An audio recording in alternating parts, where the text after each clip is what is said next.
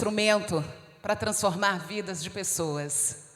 Eu sou um exemplo vivo de sonhos realizados. Eu já contei aqui, eu sou de João Molevade e eu sou a filha mais velha de 6 irmãos. E no início, quando eu era bem pequena, a minha família tinha uma condição financeira muito boa.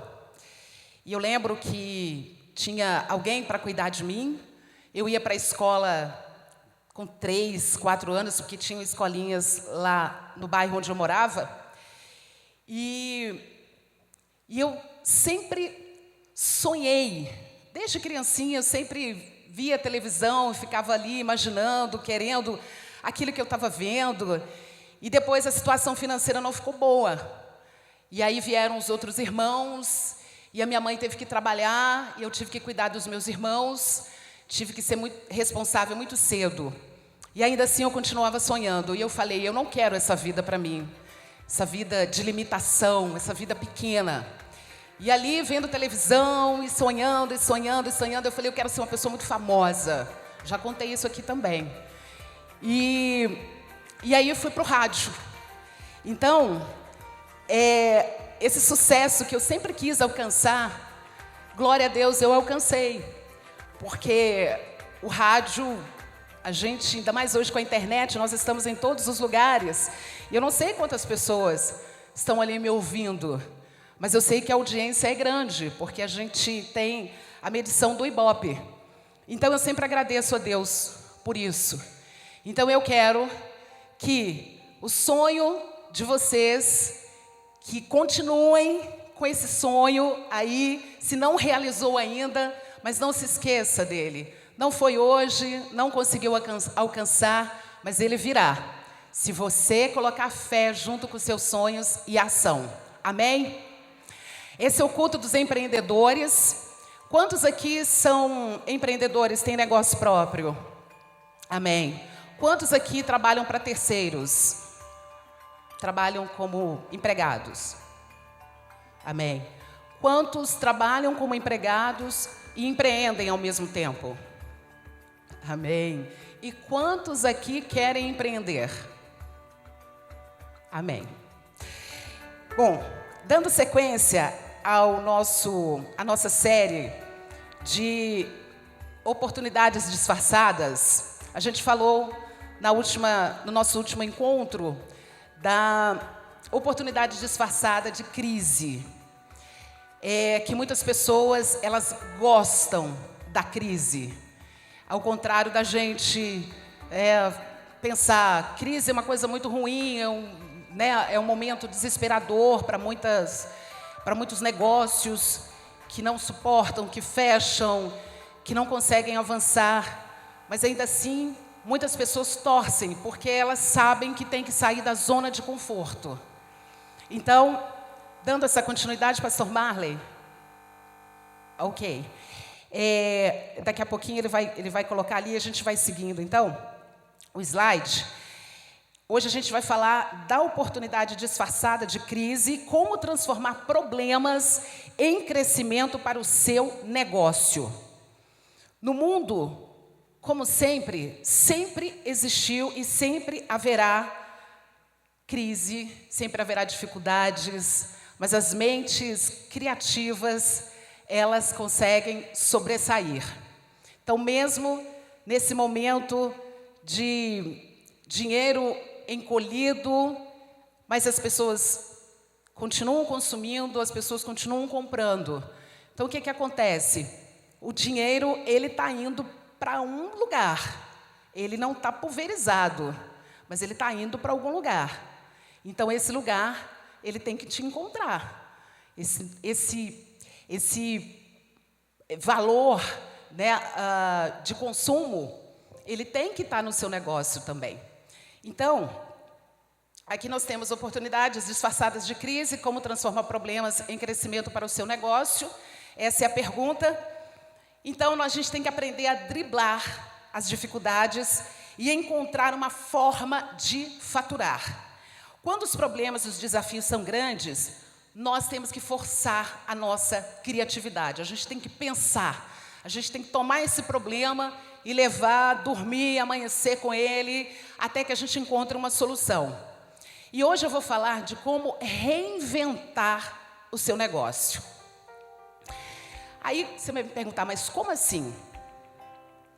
A gente precisa mudar a perspectiva das coisas. Então você tem que olhar para o seu negócio, olhar para aquilo que você faz e mudar, virar de cabeça para baixo, para você enxergar numa outra maneira aquilo que de repente ninguém mais está enxergando, mas você consegue ver. Então, para isso, você precisa conhecer muito bem daquilo que você faz, daquilo que você é o seu negócio, para que você possa enxergar, porque as oportunidades, elas existem, e a gente precisa aprender a tirar o tampão dos ouvidos para ouvir o que Deus tem a nos dizer, e também tirar as escamas dos nossos olhos para a gente conseguir enxergar aquilo que ninguém enxerga, mas existe, você precisa ver isso.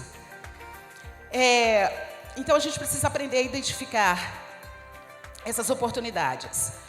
E o que pode impulsionar o seu negócio? Eu trouxe aqui um estudo para a gente poder inspirar, para abrir a nossa mente de empreendedor. Eu vou exemplificar o império de uma das maiores redes de fast foods do mundo, McDonald's.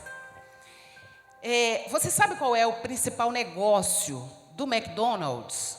O que eles vendem quando você entra na loja? Sanduíche, comida? É o lanche? Ok. Você entra na loja, vê lá a promoção de Big Mac com batata fritas, vamos colocar aí R$14,90. Não sei, porque tem muito tempo que a gente não vai ao McDonald's, né? Mas ok, R$14,90, aí vamos arredondar para R$15. E aí, você pensa, como será possível? R$15 é muito barato para pagar os impostos, a água, a manutenção da loja, a publicidade, os impostos. Como que será que eles pagam, né, e tiram o lucro dos produtos? Vender o lanche, o refrigerante, o sorvete, tudo isso é importante para o McDonald's, mas não é o principal negócio da empresa. Não é. A empresa é americana e ela é responsável, é dona de 7% de loja própria e 93% pertencem a franqueados. E quem é do ramo sabe que ter franquia é muito mais lucrativo do que você ter a loja própria. Muito bem, eu ainda não mostrei o pulo do gato. Os irmãos Richard McDonald, Maurice McDonald e Ray Kroc. Vou voltar um pouquinho na história. Em 1940, houve um boom de vendas de automóveis nos Estados Unidos. E como ficou muito popular os automóveis, né, assim, foi crescendo a venda de automóveis, na Califórnia, eles criaram o drive-in, que era um estacionamento amplo, em que os carros entravam nesse estacionamento e eles comiam, pediam comidas, tinham garçons que atendiam esses clientes, tiravam os pedidos e tinha cinema também. Então, era uma coisa muito grande e as pessoas entravam lá de manhã e ficavam, porque é tudo muito confortável. Tá lá, tem cinema, tem comida e tudo mais. Só que, com essa popularidade dos drive-ins, também surgiu um problema. Os jovens também começaram a fazer os rolezinhos lá dentro dos estacionamentos. E jovem não anda sozinho, anda em bando. E eles começaram a fazer arruaças, algazarras e espantar as famílias que frequentavam os estacionamentos. Então, os irmãos Ray e Maurice tiveram a ideia de criar um estacionamento para eles, mas diferente. Eles tiraram o estacionamento que as pessoas entravam e ficavam. E mudaram o cardápio, eram 25 produtos, passaram para 9, então uma agilidade no cardápio. Passaram a entregar os lanches em pacotes, então tiraram os pratos, talheres e copos, aí houve uma redução de custos, e tiraram os garçons. E aí eles repassaram, caiu o custo, repassaram essa economia para o consumidor. Então o lanche ficou mais barato. E aí tiraram esse estacionamento, as pessoas entram numa primeira cancela, é o que acontece hoje, o que a gente vê. Entra na primeira cancela, faz o pedido, na segunda você já passa e já retira. Então isso virou uma febre nos Estados Unidos.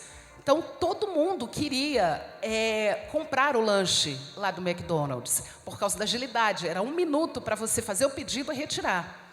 E também essa coisa do estacionamento, as pessoas entravam, não tinha hora para sair. Então as pessoas ficavam lá o dia inteiro, consumiam, não. Então ele resolveu esse problema. E aí o McDonald's deu um salto gigantesco. O Ray Kroc era um cara visionário, ele viu aquilo e ele quis de todo jeito comprar o McDonald's. Isso é uma história, inclusive, você vai assistir na Netflix, se chama Fome de Poder. E aí o Ray insistiu muito para comprar e os irmãos não queriam vender. E aí, de tanto insistir, e eles já tinham feito algumas coisas, como franquia, como loja própria, como loja própria, e não deu certo, eles tomaram muito prejuízo. E aí eles viram diante da oferta do Ray e cederam. Só que antes de ceder, eles fizeram um contrato em que 98,1% do faturamento, ou seja, 98,1% era do franqueado, 0,5% dos irmãos e 1,4% do Ray. E aí, desse 1,4%, ele tinha que tirar ainda o valor de marketing e publicidade. Então, o valor dele ia cair bastante. Mas, ainda assim, desfavorável esse acordo, o Ray comprou o McDonald's. E aí, a coisa foi indo e ele teve que vender tudo, desfazer de um monte de coisas, de patrimônio que ele tinha.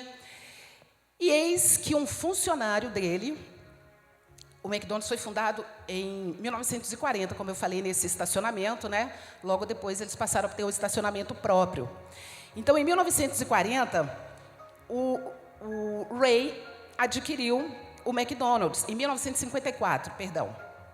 E a virada aconteceu com um funcionário financeiro do departamento financeiro do Ray, que ele viu o seguinte: olha, se a gente só vender o lanche, a gente não vai conseguir ter lucro, porque a porcentagem era muito pequena e, além disso, ainda tinha que tirar ainda desse lucro o valor de propaganda para eles anunciarem.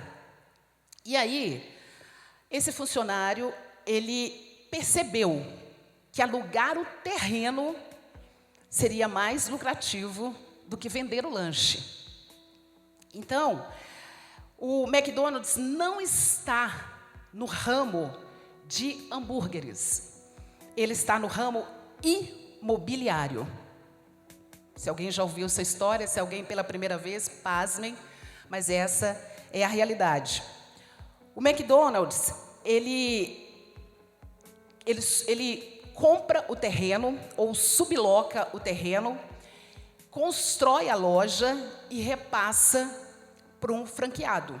Esse franqueado, ele paga pelos equipamentos, pela placa, pelos assentos e decoração. A taxa de aluguel, ela é definida de acordo com a venda bruta de lanches. E a maior parte desse dinheiro não é dos hambúrgueres, ou seja, dos lanches, mas dos inquilinos que pagam os aluguéis. A invenção, essa estratégia, ela surgiu da mais absoluta necessidade. Se ele não encontrasse essa saída, seria muito difícil, talvez hoje o McDonald's não estaria de pé e não estaria pelo mundo afora, como ele está em 140 países. Então, nem sempre vender mais, preste atenção, significa ganho financeiro maior. Porque se o McDonald's vende muito lanche, mas ainda assim o lucro seria bem menor e, quiçá, se conseguiria pagar tudo que precisa ser pago. Então, o McDonald's diversificou o negócio que tem, né? Que é o negócio de ganhar com aluguel. Então, os McDonald's que você vê por aí, muitas das vezes é dessa maneira. Alguém foi lá, o McDonald's comprou o terreno, construiu a loja, passou ela prontinha, montada para o franqueado. E aí ele recebe pelo valor dos aluguéis, e aí vem uma série de cláusulas, para quem é franqueado sabe que tem uma série de responsabilidades aí. Então, eu estou te dando esse exemplo porque o seu negócio, ele tem uma oportunidade ali. Só que você precisa ver essa oportunidade. O Nivaldo tem a oficina mecânica dele. Se ele quer expandir, é claro que todo mundo quer expandir, ele tem que estudar muito. E isso é muito. Observar comportamento do cliente, como que é, qual que é a necessidade maior dele. Ele tem que estudar isso, isso é marketing, estudar o negócio dele. E dali ele perceber o que ele pode fazer de diferente das demais. Tem oficinas, inclusive oficinas só para mulheres. Você já viu isso, Nivaldo? Já viu? Só para mulheres. E aí essa oficina, muitas delas, tem salão de beleza lá dentro. Então, a mulher entrega o carro, faz a unha, faz cabelo. Então, assim, são coisas que você faz para atrair mais o seu cliente. Mas você só consegue fazer isso conhecendo bem o seu produto e o seu mercado. Então, eu vou te dar aqui algumas estratégias. Você tem que estudar o seu negócio baseado em alguém que já tem também, é o seu concorrente. E o que ele está fazendo, ou o que deu certo, para que você possa também ressignificar para o seu negócio. Em algum lugar do mundo, alguém já passou os perrengues que você já passou. Como é que essa pessoa conseguiu vencer? Como é que essa pessoa conseguiu melhorar o negócio dela? Então, pessoas que já passaram por situações semelhantes que a sua, boa ou ruim, uma experiência, mas é ali que você vai conseguir encontrar uma resposta ou uma solução para o seu negócio. Não siga cegamente os teóricos, nem acredite em previsões fatalistas de economistas. Não siga o efeito manada. Você estudar o seu concorrente é uma coisa. Agora, fazer o mesmo que ele faz é o que acontece. Quando uma coisa dá certo, todo mundo debanda para esse lado. A gente chama de efeito manada. E aí o que acontece? Aí a coisa desvaloriza, porque quando a oferta é demais, o produto desvaloriza.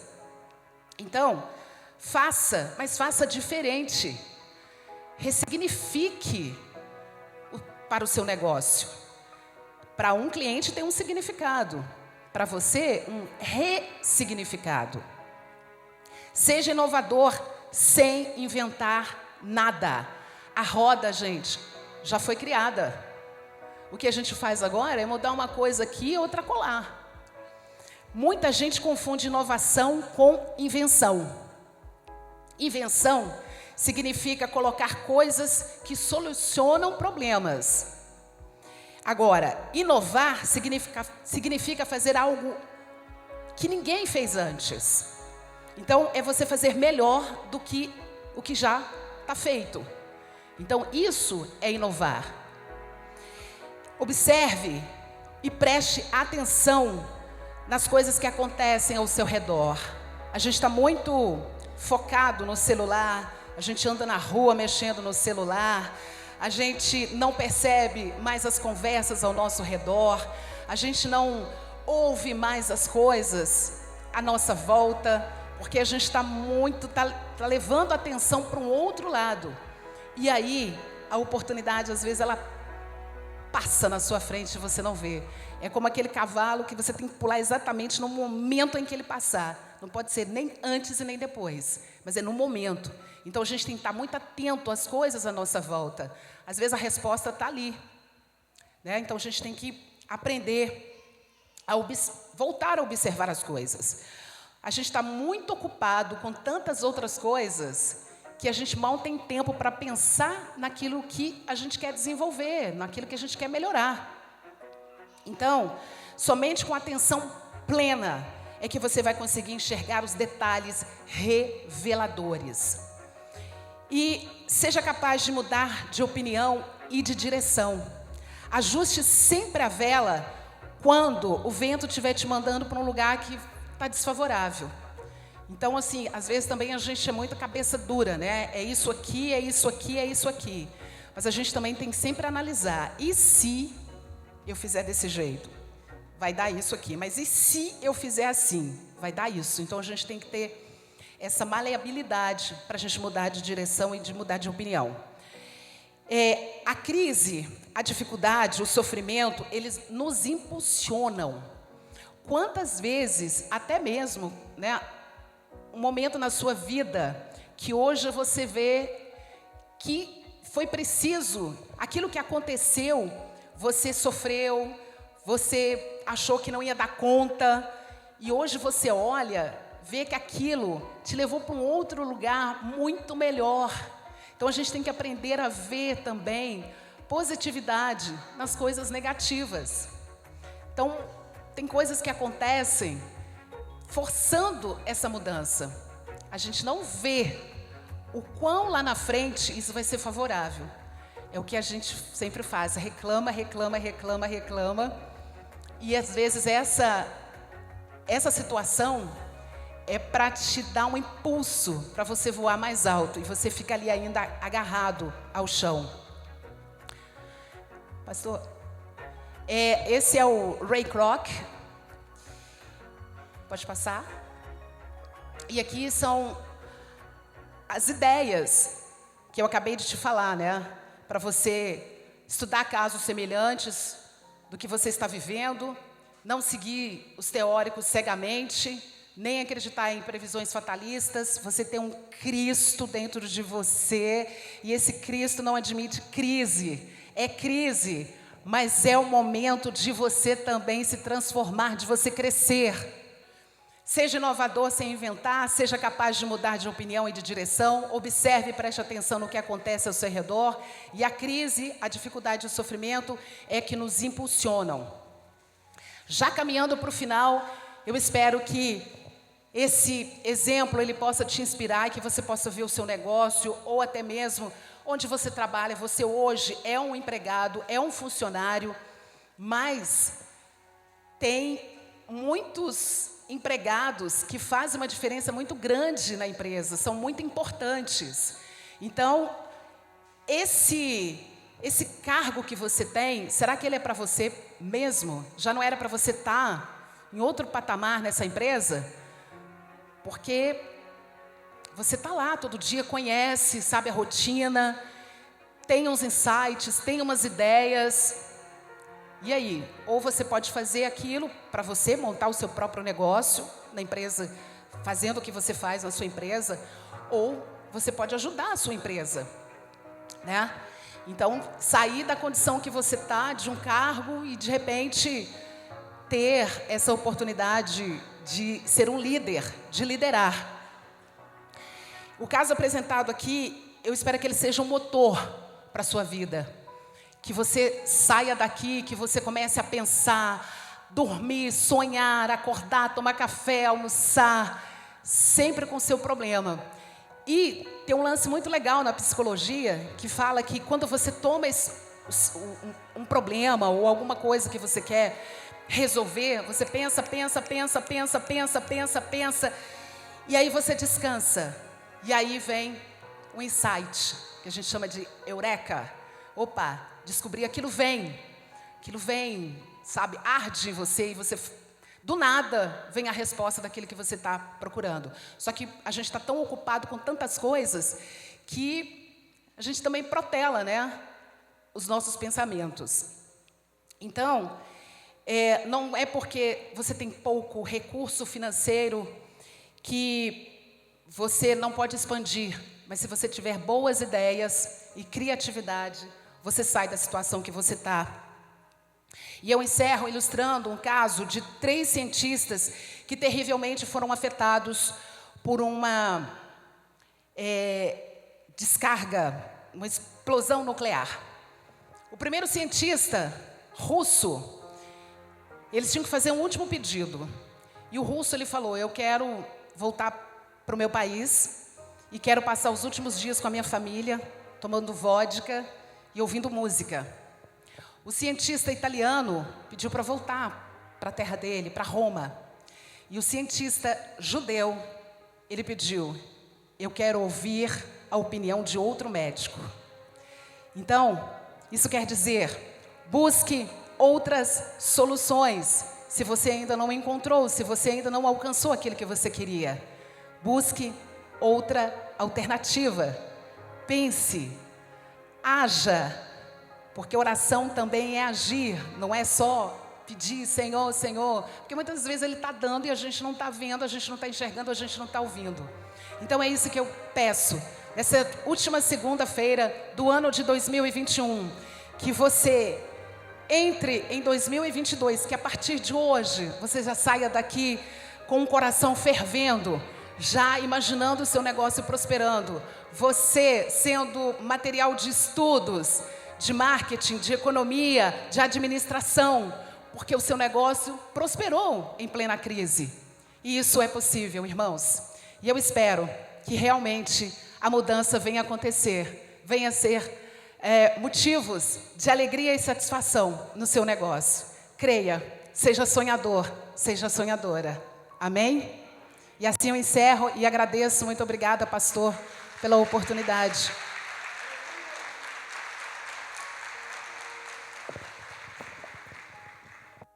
Glória a Deus. Amém, irmãos. Queridos, eu ficaria aqui a noite toda ouvindo Rose Xavier. Meu Deus do céu. É muito conhecimento, Rose. Irmãos, eu quero combinar